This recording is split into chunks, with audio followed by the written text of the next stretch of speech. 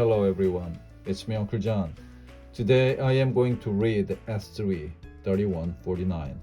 And let my people go, retold by Penny Frank.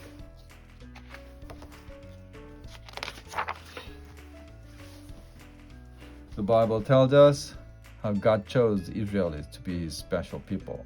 He made them a promise that he would always love and care for them, but they must obey him.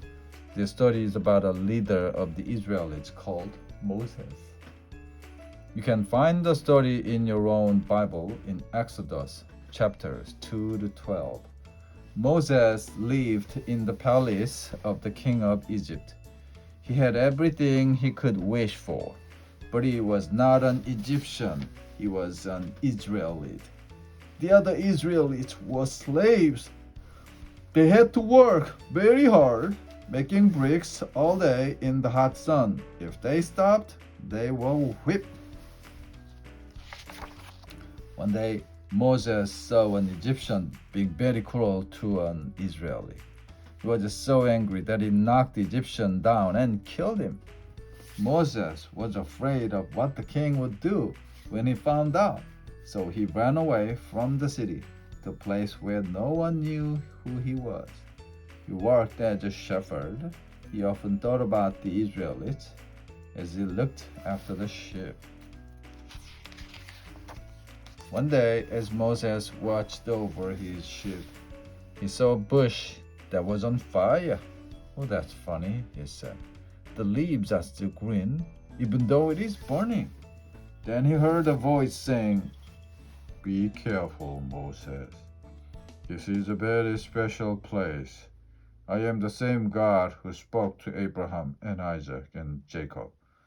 I've seen how my people are suffering. You are going to lead them out of Egypt. Go and speak to the king for me." Moses was afraid. "The king will never listen to me," he said. "He will not even believe that you have spoken to me." But God told Moses to take his brother Aaron with him. Moses and Aaron went to see the king. "We have a message from our God," they said. "Our God says, 'Let my people go.'" "I don't know your God," said the king. "I will not let you go." And he gave orders to his men to make the Israelite slaves work even harder. God told Moses and Aaron that he would make the king let the Israelites go. "If you don't let us go, the river will turn to blood." Moses said to the king. The king would not listen, and the river turned to blood. "I will still not let the Israelites go," said the king. God had promised Moses that he would lead the Israelites out of Egypt to their own land. So Moses went to the king again and said, "Our God says, 'Let my people go.'"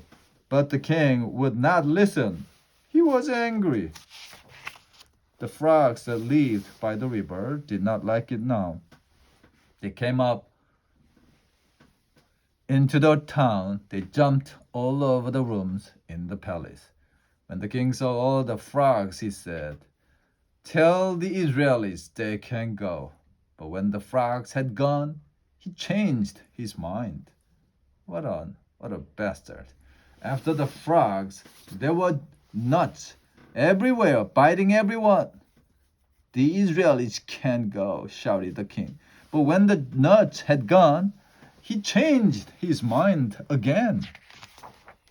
God then sent swarms of flies to the land of Egypt. They were everywhere, except where the Israelites lived.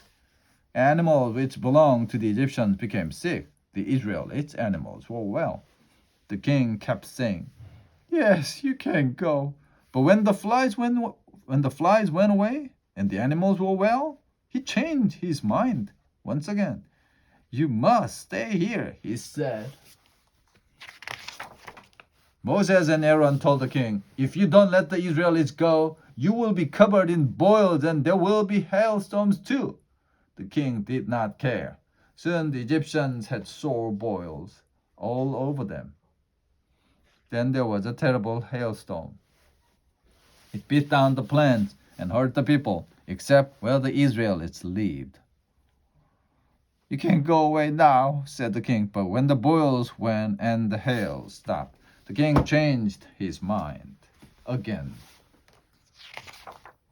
Moses told the king that God would send locusts to eat his grain, and that's what happened. Then God said he would make daytime as dark as night. When these terrible things happened, the king wanted to get rid of the Israelites. But as soon as they stopped, the king changed his mind again.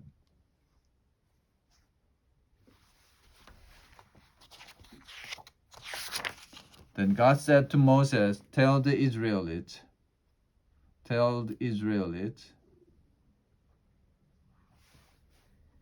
to get ready to go. Tell the king that tonight I am coming to Egypt.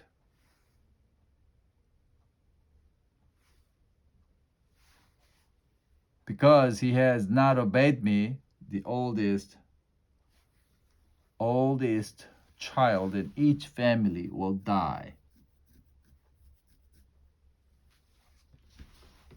Moses told the Israelites to mark the doors of their own houses with blood from an animal. Then the oldest child would be safe. It all happened as God said it would. All God's people was safe.